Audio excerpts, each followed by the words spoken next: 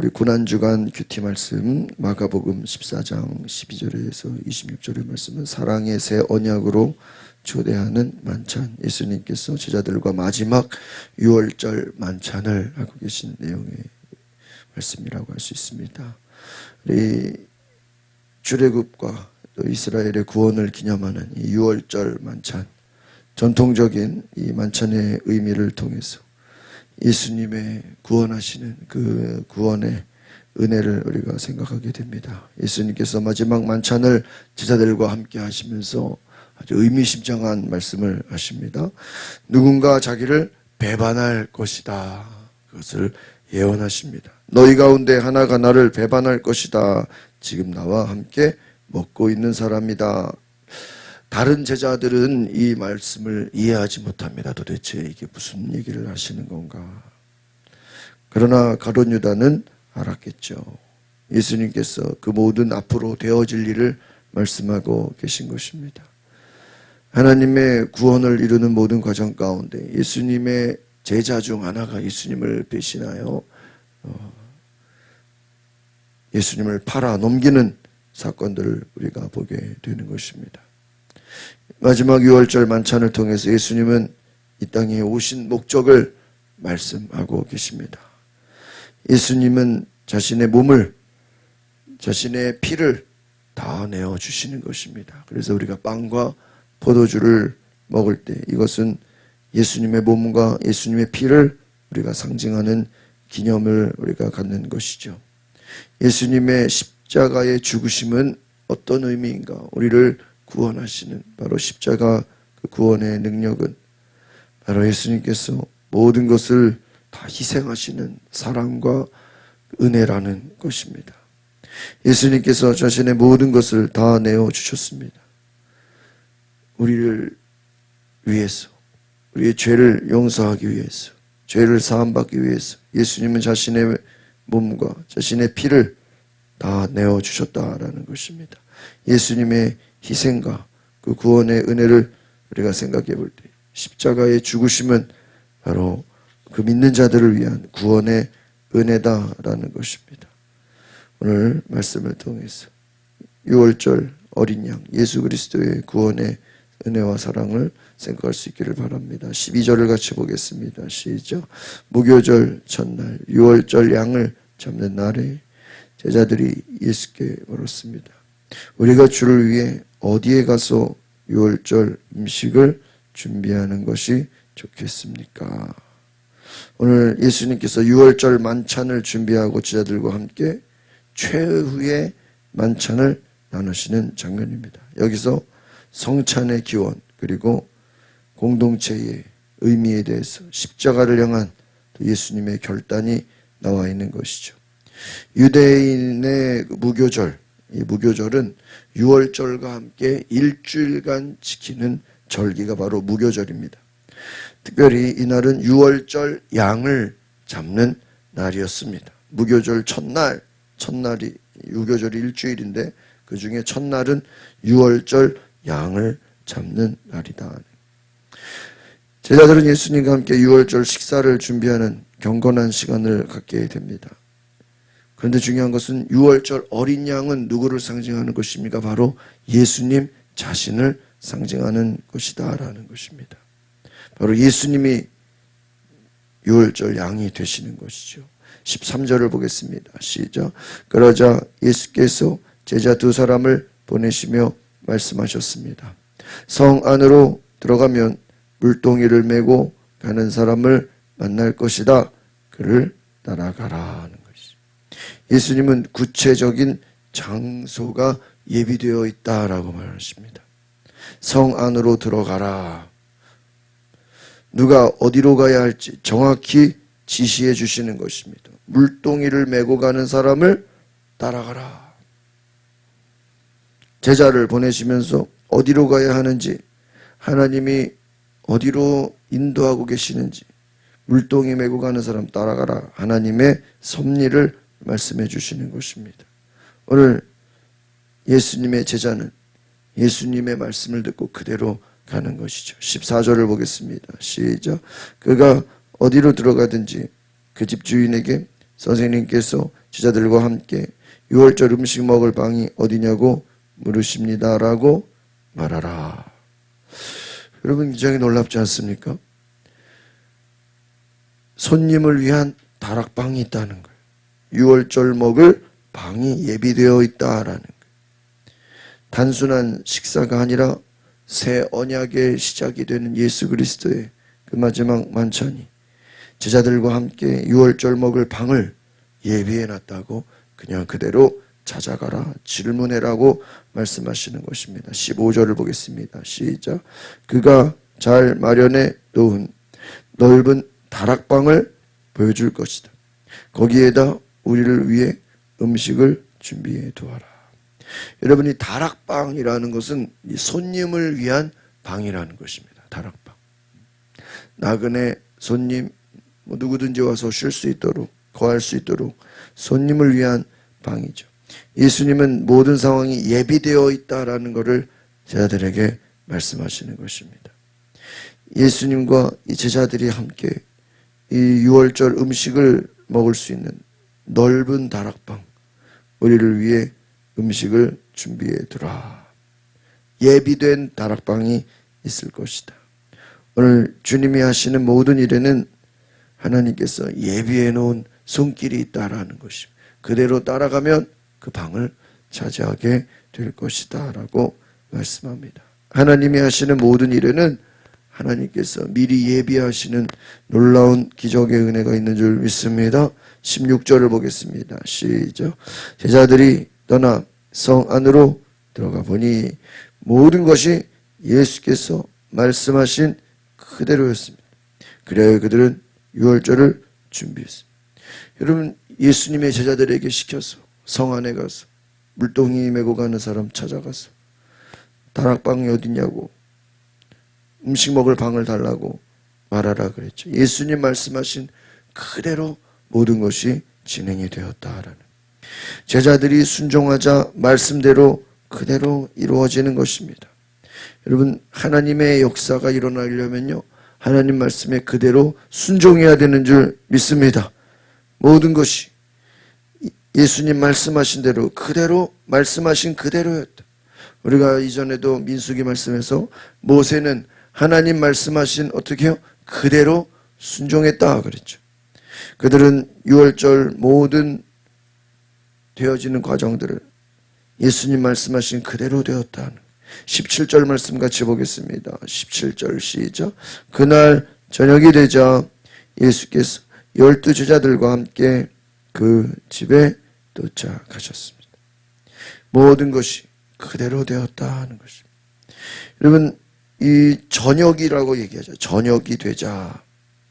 이 유월절 만찬은 바로 이 해질 무렵 저녁에 시작이 되는 것입니다. 어둠이 깔리는 시간, 바로 저녁부터 해진 그 시간이 바로 이제 유월절의 시작이 되는 것입니다. 그래서 저녁이 되자 예수께서 12제자들과 함께 그 집에 도착하셨다. 이제 어둠이 시작되는 것입니다. 18절을 같이 보겠습니다. 시작. 함께 식탁에 기대어 음식을 나누는 동안 예수께서 말씀하셨습니다. 내가 너희에게 진실로 말한다. 너희 가운데 하나가 나를 배반할 것이다. 그가 지금 나와 함께 먹고 있다. 아주 놀라운 얘기를 하시죠.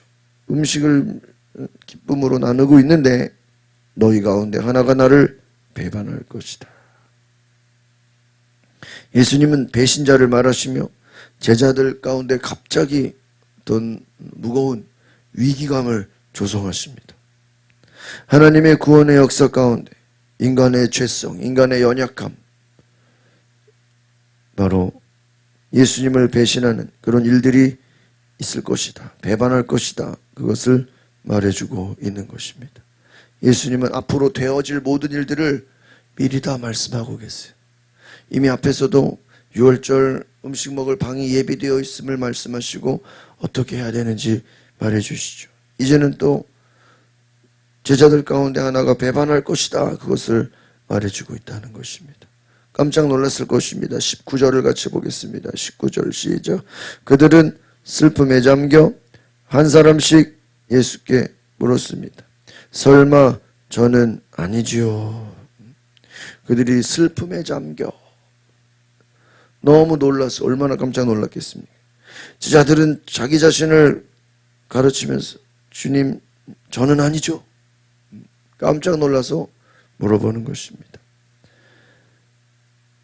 아마 어떤 제자가 이런 것을 생각했을까?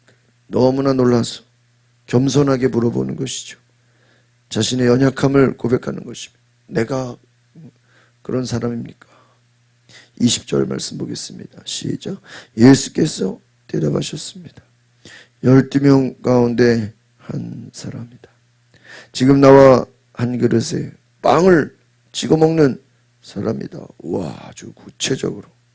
예수님은 12명 중에 정확히 누구인지 알고 계시죠. 그렇다고 그 이름을 말하지 않죠. 누구라고 말하지는 않습니다. 끝까지 함께 식사하면서 나와 함께 빵을 먹는 사람이다. 왜 예수님께서 이와 같은 말씀을 하셨을까? 예수님이 이 같은 말씀을 하신 이유는 무엇일까? 아마 가룟 유다에게 이제라도 회개하고 돌아오라고 하는 말씀이 아닌가 생각해 봅니다. 이미 우리는 이 말씀을 보면 앞에서 이미 가룟 유다는 마귀가 그에게 예수를 팔아버리라는 그 생각을 집어넣었다라는 걸 우리는 알고 있습니다. 또 이 가룟 유다는 예수님을 순수하게 따라가지 않았습니다. 자기의 목적을 이루기 위해서 예수님을 따라갔습니다. 자기 목적대로 되지 않으니까 예수님을 팔아도 되는 것이죠. 그러나 예수님은 가룟 유다가 이제라도 돌이키고 회개하기를 원하신 줄 믿습니다. 오늘 저는 왜 예수님께서 자기를 배신할 제자를 말하셨는가? 이것은 바로 지금이라도 돌아오라는 하나님의 음성인 줄 믿습니다. 회개의 음성이죠. 21절을 보겠습니다. 시작. 인자는 자신에 대해 성경에 기록된 대로 가겠지만 인자를 배반하는 그 사람에게는 화가 있을 것이다. 그는 차라리 이 세상에 태어나지 않았더라면 좋아지. 이거 너무 무서운 말씀.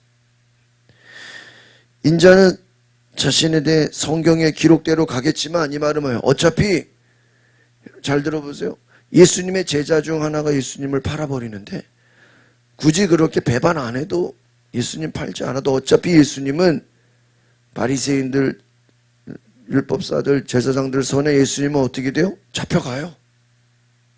너희들이 배반 안 해도 어차피 예수님은 십자가에 죽으심을 당하게 됩니다. 누군가는 찾아와서 가룟 유다가 배반 안 해도 뭐라고요? 성경에 기록된 대로 간다 그래요. 그 가룟 유다를 막 미워하는 사람들이 있어요. 가룟 유다가 예수님을 배반했으니까 예수님이 우리를 위해 십자가 진 거 아니겠냐고. 누군가는 가룟 유다처럼 그렇게 예수님을 팔아야 예수님의 구원이 이루어지는 거 아니겠냐고. 여러분 그런 사람들이 있어요. 가룟 유다를 막 미워해서. 아니에요. 가룟 유다가 예수님을 배반 안 했으면 예수님이 십자가를 안 졌을까요?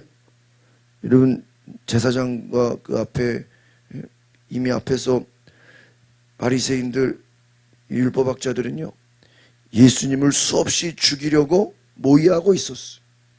그리고 결정적인 순간이 뭘까요? 예수님이 죽은 나사로 3일이 지나서 그 신체가 다 썩어가는 나사로를 살렸을 때 그 예루살렘 그 유대에 가장 많은 사람들이 예수님께 돌아왔어요. 수많은 사람들이 예수님을 믿고 막 예수님을 따라가는 거예요. 나중에 이 유대인들은 예수님을 죽여야 되겠다라고 아주 그냥 나를 잡고 결심을 했습니다. 무슨 말이냐? 가룟 유다가 배신을 해서 예수님이 넘어간 게 아니라 이미 유대인들은 예수를 잡아서 죽이려고 나를 잡고 있었습니다. 그러니까 가룟 유다가 아니었어도 예수님은 성경의 말씀대로 어차피 십자가의 길을 가는 것이죠. 그런데 문제는 뭐예요? 인자를 배반하는, 예수님을 배신하는 그 사람에게는 뭐가 있다고요? 화가 있을 것이다. 예수님의 죽음은 하나님의 말씀 가운데서 그대로 진행이 됩니다. 그런데 문제는 무엇입니까? 그 악을 행한 자에게는 책임이 있다. 그럼에도 불구하고 예수를 파는 자, 그 거론 유다에게는 화가 있을 것이다. 어떤 화냐? 차라리 세상에 태어나지 않았어요. 야, 여러분 얼마나 이거 무서운 말씀입니까? 차라리 세상에 태어나지 않았던 게 더 좋았을 것이다. 이 말은 뭐죠? 예수를 배반하고 예수를 파는 것은 그 죄값이 어때요? 엄청 크다는 거예요. 예수님을 팔아 넘기는 자의 죄값은 이것은 무서운 심판을 당한다. 이제라도 예수님은 그 제자들 중 한 사람이라도 이러한 심판을 당하지 않도록 예수님은 말씀하고 계신 것입니다. 22절을 보겠습니다. 시작. 그들이 음식을 먹고 있는데 예수께서 빵을 들고 감사 기도를 드리신 후 떼어 제자들에게 나눠주며 말씀하셨습니다. 이것을 받으라. 이것은 내 몸이다. 여러분, 성찬의 모든 시작, 바로 예수님의 몸을 나누는 것입니다. 빵을 들고 내 몸이다. 예수님의 몸은 무엇을 상징합니까? 바로 희생의 모든 상징을 말씀하시는 것입니다. 예수 그리스도의 죽음을 상징하는 것이죠. 내 몸을 나누라. 제자들에게 나눠주며 말씀하셨습니다. 23절 말씀을 같이 보겠습니다. 시작. 그리고 나서 예수께서 잔을 들고 감사 기도를 드리신 후 제자들에게 주셨습니다. 그러자 그들 모두 받아 마셨습니다. 잔을 주셨습니다. 이 잔은 무엇을 상징합니까? 예수님의 피를 상징하는 언약의 피, 6월절 어린 양의 피를 상징하는 것이 이 잔이다라는 것입니다. 그래서 6월절 피를 상징하는 예수님의 피, 예수님의 보혈, 새로운 언약의 말씀인 것입니다. 그들이 이 잔을 마셨습니다. 24절을 같이 보겠습니다. 시작. 예수께서 그들에게 말씀하셨습니다. 이것은 많은 사람을 위해 흘리는 내 피 곧 언약의 피다. 예수 그리스도의 십자가 보혈은 대속의 상징인 것입니다. 모든 인류를 용서하시는, 사함을 주시는 대속의 피인 것입니다. 우리는 예수의 피로 인해 하나님과 화목하게 되었음을 기억하시기 바랍니다. 바로 예수님의 피는 언약의 피다. 많은 사람을 위해 흘리는 나의 피다. 예수님은 십자가에서 피 흘리실 것을 미리 말씀하고 계신 것입니다. 제자들은 이 언약의 피가 예수님의 몸이 어떤 의미인지 지금 아무도 이해하지 못하죠. 예수님의 십자가의 죽으심을 미리 말씀하고 계신 것입니다. 25절 26절 보겠습니다. 시작. 내가 너희에게 진실로 말한다. 내가 하나님 나라에서 새 포도주를 마시는 그날까지 포도나무에서 난 것을 다시는 마시지 않을 것이다. 그들은 찬송을 부른 뒤 올리브 산으로 향했습니다. 예수님께서 다시 오시는 그날까지 모든 이 땅에서의 난 것은 마시지 않을 것이다. 그리고 찬송을 부르며 감람산으로 향하셨습니다. 오늘 우리가 이 말씀을 통해서 예수님은 앞으로 하실 모든 일에 대해서 제자들에게 말씀하시면서 내가 하나님 나라에 들어가게 될 것이다. 예수님은 하나님 나라에 들어갈 것을 말씀하시고 죽으시고 부활하시고 승천하실 것을 예언하시는 것입니다. 오늘 모든 것을 우리에게 말씀하시는 주님, 자신의 살과 피를 다 내어주셔서 우리를 구원하시기 위해서 예수님은 십자가 고난으로 가고 계신 것입니다. 오늘 자신이 죽으시는 그 십자가의 고난 가운데서도 제자들을 향해서, 자기를 배신할 그 제자를 향해서 이제라도 돌아오라고 하시는, 회개하라고 하시는 그 사랑의 음성을 주시는 주님을 기억하시기를 바랍니다. 예수님은 자신의 십자가 과진홍의 모든 시간들 속에서도 제자들이 돌아오도록 제자들을 위해서 기도하신 줄 믿습니다.